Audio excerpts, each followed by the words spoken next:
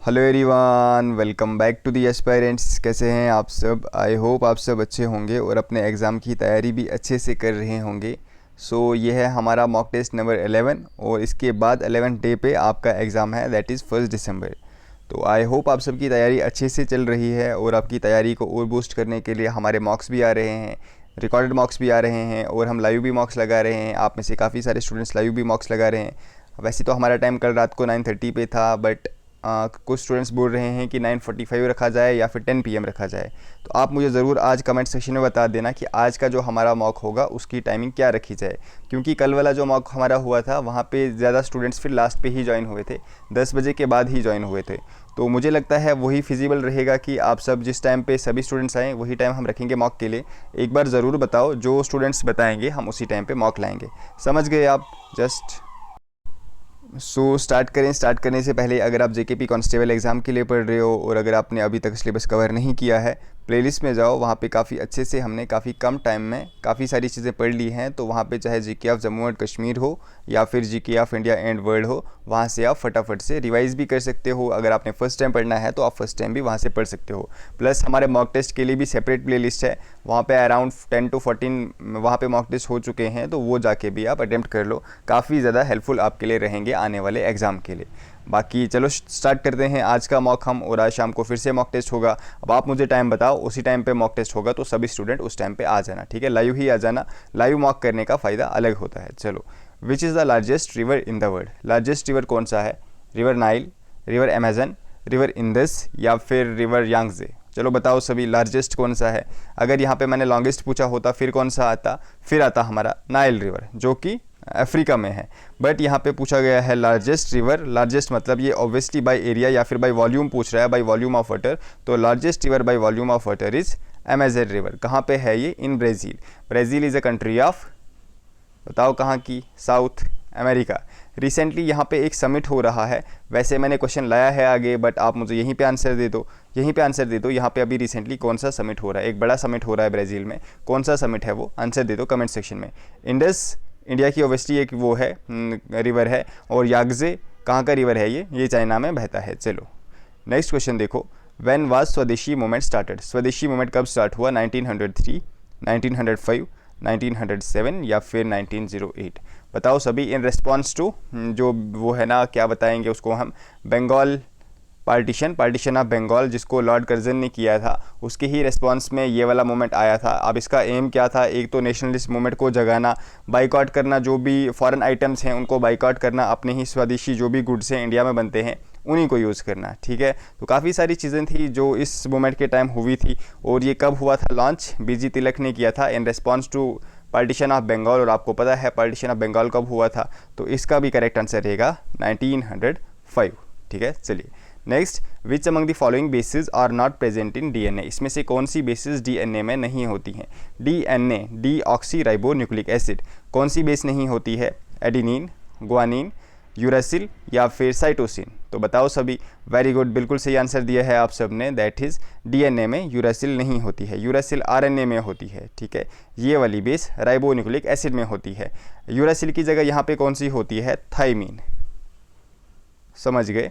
कौन कौन सी बेसिस होती हैं डीएनए में? Adenine, guanine, cytosine and uracil. DNA is a double stranded structure. किसने दिया था इसका स्ट्रक्चर? क्या आपको पता है? बिल्कुल सही बोल रहे हो आप सभी। That is Watson and Crick. चलो, डीएनए पे छोटे छोटे यूनिट्स होते हैं। आपको मैं क्वेश्चन पूछ रहा हूँ, डीएनए पे छोटे छोटे यूनिट्स होते हैं।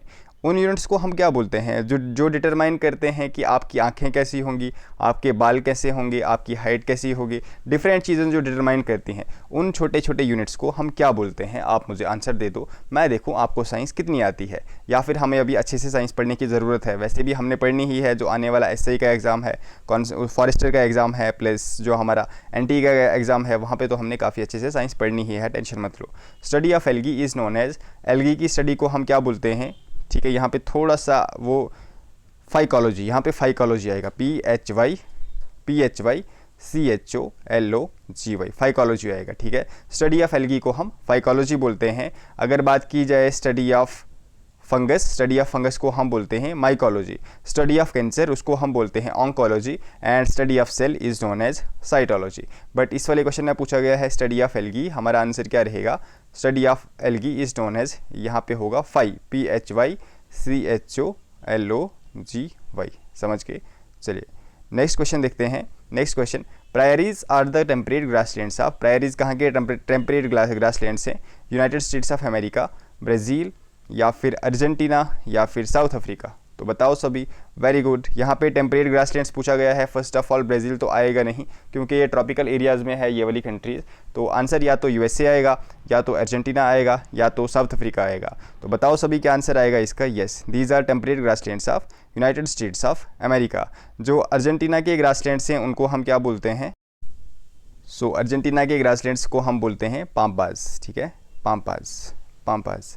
एंड वेल्स बोलते हैं हम, जो साउथ अफ्रीका में ग्रासलैंड्स होते हैं, टेम्परेट ग्रासलैंड्स, उनको हम बोलते हैं velds. Next question, who introduce the policy of doctrine of lapse? Very important, किसने ये पॉलिसी वो स्टार्ट की थी या फिर इंट्रोड्यूस की थी? इसमें ये था कि अगर आपका लीगल आयर नहीं है कोई, तो आपका जो भी वो डायनेस्टी है या फिर जहाँ के भी आप रूलर हो, वो सारी के सारी फिर ब्रिटिश के अंडर चली जाएगी। ये वाली पॉलिसी किसने स्टार्ट की थी? ये वाली पॉलिसी स्टार्ट की थी by Lord Dalhousie. Correct answer क्या रहेगा?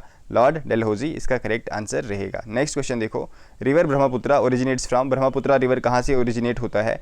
मानसरोवर लेक, गंगोत्री ग्लेशियर, कैलाश कुंड, या फिर मिलम ग्लेशियर। चलो बताओ सभी, काफ़ी इंपॉर्टेंट क्वेश्चन है और काफ़ी इजी भी है। आई होप आप सबने सही आंसर लगाया होगा, बहुत बढ़िया। अगर आपने आंसर लगाया है option 1, that is it originates near Mansarovar lake. अब आपके लिए ये क्वेश्चन है कि बताओ ब्रह्मपुत्रा को तिब्बत में क्या बोलते हैं?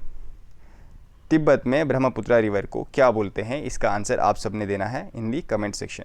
Next, which among the following is a cash crop? इसमें से कैश क्रॉप कौन सी है? वीट, राइस, कॉटन, या फिर मेज़? इससे इजी क्वेश्चन आज के लिए कोई हो नहीं सकता है और आई होप आप सबने बिल्कुल सही आंसर लगाया होगा।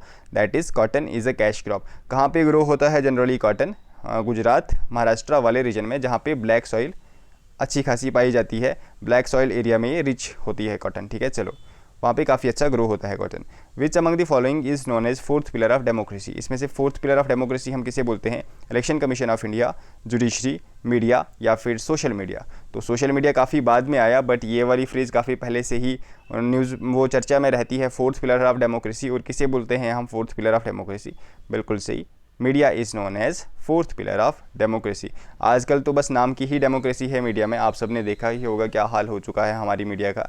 रैंक अगर जैसे 180 कंट्रीज़ होती हैं, अगर उनकी वो की जाती है, तो इंडिया का रैंक 173, 174, 180, ये हमारी मीडिया का रैंक है आज। तो ये हाल हो चुके हैं हमारी मीडिया के। चलो, to renounce practices derogatory to the dignity of women, ये क्या चीज़ है? कहाँ पे दिया गया है? ये क्या चीज़ है? Is it a fundamental right? Is it a directive principle of state policy? Is it यहाँ पे फंडामेंटल ड्यूटी आएगा, दो बार हो गया है, फंडामेंटल ड्यूटी, या फिर नन ऑफ दिस? क्या है ये? To renounce practices derogatory to the dignity of women, fundamental right है, DPSP है, या फिर फंडामेंटल ड्यूटी है, या फिर इनमें से कोई भी नहीं? सो ये एक फंडामेंटल ड्यूटी है, ठीक है, याद रखना आपको। यहाँ पे नहीं आएगा। फंडामेंटल ड्यूटी कौन से आर्टिकल में आती हैं? Article 51A। यहाँ पे सारी की सारी फंडामेंटल ड्यूटीज़ आती हैं 11 की 11, और इसमें कौन सी सब क्लॉज है? आर्टिकल 51A क्लॉज E, इसमें दिया गया है हमने सभी प्रैक्टिसेस को रिनाउंस कर देना है जो भी डेरोगेटरी हैं to the dignity of women. Next, first Indian to win silver medal for an individual event in Olympics. अब इंडिविजुअल इवेंट में सबसे पहले सिल्वर किसने जीता है ओलंपिक्स में? कौन है first Indian? Major RS Rathore, PV Sindhu, Abhinav Bindra, या फिर नीरज चोपड़ा? काफ़ी इंपॉर्टेंट क्वेश्चन है। देखो, अगर पूछा जाए सिंपल फर्स्ट इंडियन जिसने सिल्वर मेडल जीता है इंडिविजुअल इवेंट में, आपका आंसर रहेगा मेजर RS राठौर। अगर आपको पूछा जाएगा फर्स्ट इंडियन जिसने सिल्वर मेडल जीता है बट फर्स्ट इंडियन वुमेन का अगर पूछा जाएगा, फिर आंसर रहेगा आपका PV सिंधु। कब जीता है? 2016। समझ गए? कौन से फील्ड में? तो ऑब्वियसली बैडमिंटन। अगर पूछा जाएगा फर्स्ट इंडियन जिन्होंने इंडिविजुअली गोल्ड मेडल जीता है, आंसर रहेगा अभिनव बिंद्रा, 2008।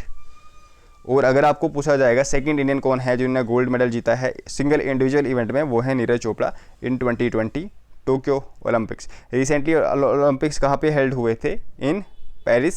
वहाँ पे हमारा जो हाईएस्ट मेडल आया है वो कौन सा है? वो सिल्वर ही आया है। ऑब्वियसली वो भी नीरज चोपड़ा ने ही जीता है in javelin throw. Paris is in obviously France. Which country is the largest exporter of jute in the world? Largest exporter of jute कौन सी कंट्री है? इंडिया, बांग्लादेश, चाइना, या फिर नेपाल? चलो आंसर दे दो सभी। यहाँ पे आप सब कंफ्यूज हो जाते हो, कंफ्यूज नहीं होना है। देखो अगर पूछा गया हो आपको लार्जेस्ट प्रोड्यूसर कौन है, मतलब सबसे ज़्यादा जूट प्रोड्यूस कौन करता है, फिर आंसर आएगा इंडिया। याद रखना ध्यान से, देखो लार्जेस्ट प्रोड्यूसर कौन सा है तो आंसर आएगा इंडिया। बट अगर पूछा जाए लार्जेस्ट एक्सपोर्टर कौन सी कंट्री है तो आंसर देना है आपको बांग्लादेश। ठीक है, एक्सपोर्ट सबसे ज़्यादा जूट बांग्लादेश करता है, बट प्रोड्यूस सबसे ज़्यादा जूट इंडिया करता है, क्योंकि इंडिया में काफ़ी ज़्यादा हम चीज़ें खुद ही यूटिलाइज़ करते हैं।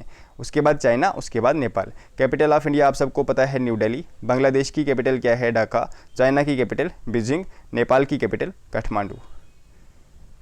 The Statue of Unity is dedicated to, कहाँ पे है सबसे पहले आपको पता होगा, वडोदरा इन गुजरात, गुजरात में है ये। और किसको डेडिकेटेड है ये, सुभाष चंद्र बोस, नेताजी को, अटल बिहारी वाजपेयी, या फिर आयरन मैन ऑफ इंडिया, या फिर बीजी तिलक, लोकमान्य तिलक। किसको डेडिकेटेड है ये, बिल्कुल सही आपने बोला, iron man of India, that is Sardar Vallabh Bhai Patel. It is dedicated to Sardar Vallabh Bhai Patel. Which country will host G20 2025। अब देखो ये वाला क्वेश्चन फिर से इंपॉर्टेंट है, करंट अफेयर्स के पर्सपेक्टिव से भी, बाकी पर्सपेक्टिव से भी, क्योंकि आपको याद रखना है जो 2023 वाला G20 समिट था कहाँ पे हुआ था वो, yes very true, in India. Theme क्या था उसका, वसुधैव कुटुंबकम, one earth one family one world. ठीक है, उसके बाद जो G20 2024 अभी करंटली हो रहा है, आज ही हो रहा है, इन दिनों में चल रहा है, कहाँ पे हो रहा है वो हो रहा है इन ब्राज़ील। और उसका एम क्या या फिर थीम क्या है उसका थीम है सस्टेनेबल डेवलपमेंट, कुछ ऐसे करके है। अगर आपको मैं एग्जैक्टली बताऊँ, building a just world and sustainable development.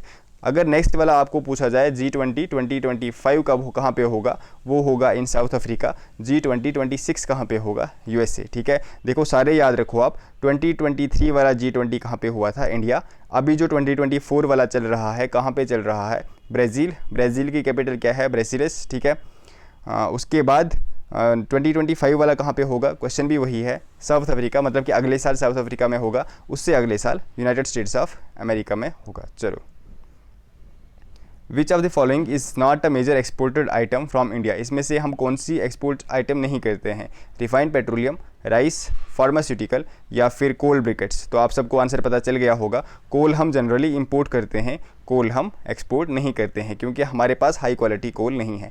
बाकी हम यस क्रूड पेट्रोलियम हम लाते हैं, और रिफाइंड पेट्रोलियम हम यहाँ से बाकी कंट्रीज़ को एक्सपोर्ट करते हैं। राइस तो हम सबसे ज़्यादा एक्सपोर्ट करते हैं वर्ल्ड में। फार्मास्यूटिकल जो मेडिसिन वगैरह हैं वो भी हम काफ़ी ज़्यादा एक्सपोर्ट करते हैं, बट कोल ब्रिकेट्स हम जनरली इंपोर्ट करते हैं बाहर की कंट्रीज से।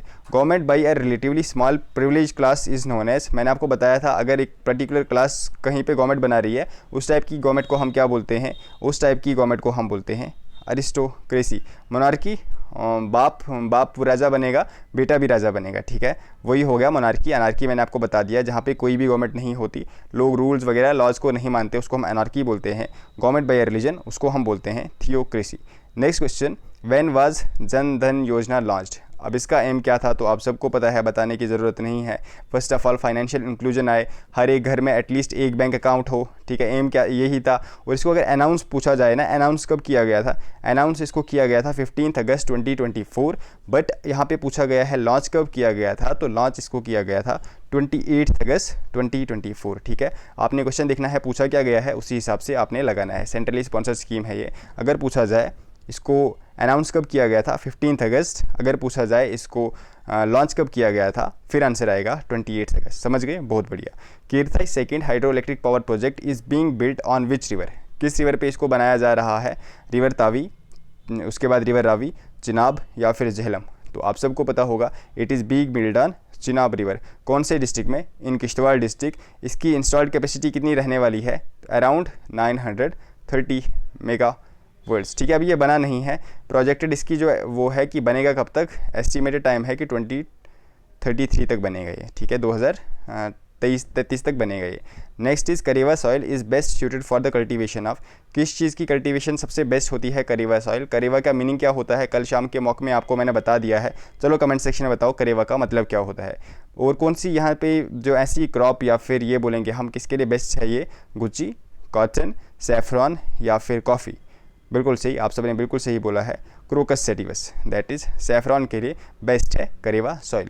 और आज का हमारा last question, who establish Lodhi dynasty, Lodhi dynasty को किसने एस्टेब्लिश किया, बहलोल लोधी, सिकंदर लोदी, इब्राहिम लोदी या फिर नन ऑफ दीज। तो इसका आंसर रहेगा हमारा बहलूल लोदी, एस्टेब्लिश्ड लोदी डायनेस्टी। अब आपको पता है इसके बाद एक वॉर हुआ, important war in 1526 between Ibrahim Lodi and Babur, ठीक है, 1526 में। उसके बाद जो हमारी मेडिवल टाइम पीरियड जो भी था, मतलब कौन सा, उसको हम बोलते हैं दिल्ली सल्तनत का एंड हो गया। दिल्ली सल्तनत में 5 डायनेस्टीज़ थी। सब डायनेस्टीज़ को आपको वो याद रखना है कौन कौन सी डायनेस्टीज़ थी, स्लेव डायनेस्टी से लेकर लोधी डायनेस्टी तक, ठीक है। उसके बाद बाबर, उसके बाद मुग़ल टाइम पीरियड यहाँ पे स्टार्ट हो गया। अब मुझे आप ये चीज़ बताओ, इब्राहिम लोदी और बाबर के बीच जो 26 में बैटल हुआ था, 1526 में, उस बैटल को हम क्या बोलते हैं? बैटल ऑफ, कौन सा बैटल हुआ था? इसका आंसर आप सब मुझे कमेंट सेक्शन में दे दो, ठीक है। बाकी थैंक यू। एंड आज शाम को हमारा मॉक किस टाइम होगा ज़रूर बताओ आप मुझे। अगर आपको रिवीजन करनी है, काफ़ी कम टाइम बचा है अब आपके पास, आप चाहते हो नोट्स वगैरह जितने भी हमने पढ़ा है, जो हमने यूट्यूब पे पढ़ा है उसी के नोट्स आपको मिलेंगे ओनली इन ₹99। अगर आपको लेने हैं नोट्स या फिर जितने भी हमारे मॉक टेस्ट होने हैं, आप चाहते हो कि आप ऐसे ही लगाओ खुद, तो इस नंबर पे आप व्हाट्सएप कर सकते हो। काफ़ी कम प्राइस में आपको ये सारे नोट्स प्लस पीडीएफ्स मिल जाएंगी। बाकी कोई भी कन्फ्यूजन, कोई भी क्वेरी आप कमेंट सेक्शन में पूछो। और आज शाम को जो हमारा मॉक होगा ज़रूर मुझे बताओ आप शाम को आपको किस टाइम मॉक चाहिए, ठीक है। मिलते हैं शाम को मॉक टेस्ट के टाइम। और हाँ, एक इंपॉर्टेंट चीज़, आप में से काफ़ी सारे स्टूडेंट अभी परेशान हो शायद पेपर पोस्टपोन होगा या नहीं, तो थोड़े टाइम के बाद उस पर एक वीडियो डालूंगा मैं, कुछ इंपॉर्टेंट चीज़ें आपको बताऊंगा मैं। वो चीज़ों पे अगर आप ध्यान दोगे तो आप उतना कंफ्यूज नहीं होंगे, ठीक है। उस चीज़ पे ज़रूर मैं काफ़ी जल्दी वीडियो डालने वाला हूँ, तो वो वाली वीडियो आप सभी ज़रूर देखना। चलो मिलते हैं नेक्स्ट क्लास में, तब तक के लिए टेक केयर, बाय बाय।